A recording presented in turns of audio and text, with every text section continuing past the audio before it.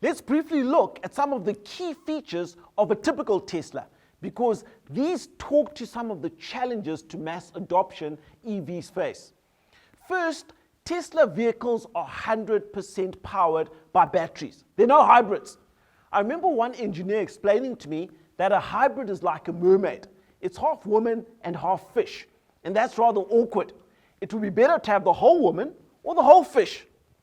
A typical Tesla has a range of more than 500 kilometers.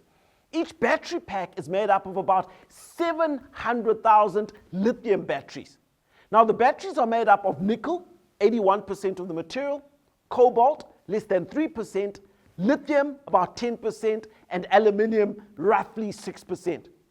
Now, these batteries have a large charge and discharge rate, so they can carry a hell of a lot of energy, and they can be used repeatedly for approximately 160,000 kilometers.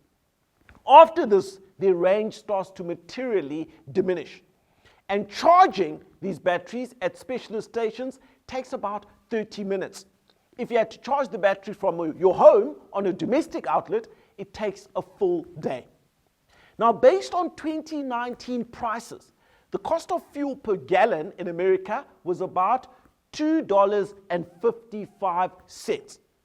The equivalent cost of fuel to get the same mileage on an EV was about $1.21, meaning a saving of more than 50%. So at present, EVs face four main barriers to becoming mainstream. There are four bottlenecks that they're experiencing. First, there's a price issue. McKinsey calculates it currently costs about $12,000 more to manufacture an electric vehicle as opposed to a conventional internal combustion engine. Second, there is range. EVs generally can't go to the far extent that petrol or diesel vehicles can.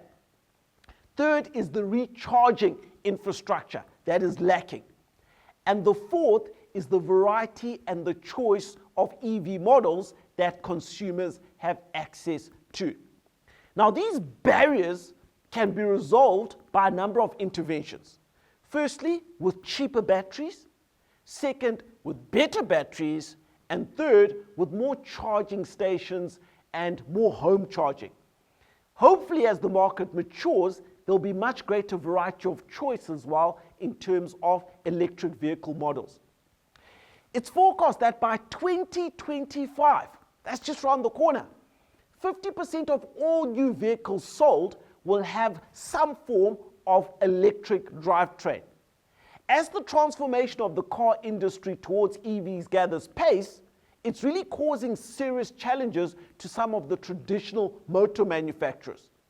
Cars are changing from becoming mechanical and engineering devices powered by an internal combustion engine to things that are more electronic, that are more software-driven devices powered by a battery. And traditional car manufacturers have simply not been able to keep up with the rate of change. Many of these manufacturers have entered into collaborations and partnerships with battery companies such as Panasonic, LG, and Samsung to reduce costs.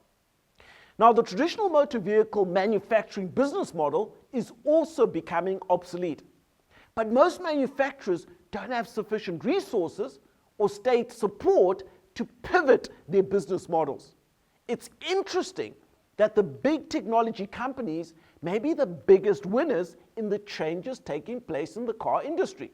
So companies like Google, companies like Amazon, their ability to build on the existing platforms and user base to offer transportation as a utility and to monetize this puts them in a very strong position.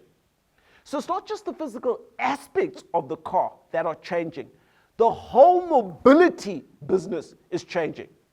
Electric vehicles and autonomous driving will potentially enable the shared economy to be applied to cars at a magnitude and a scale that will make Uber and other similar services only the tip of the iceberg.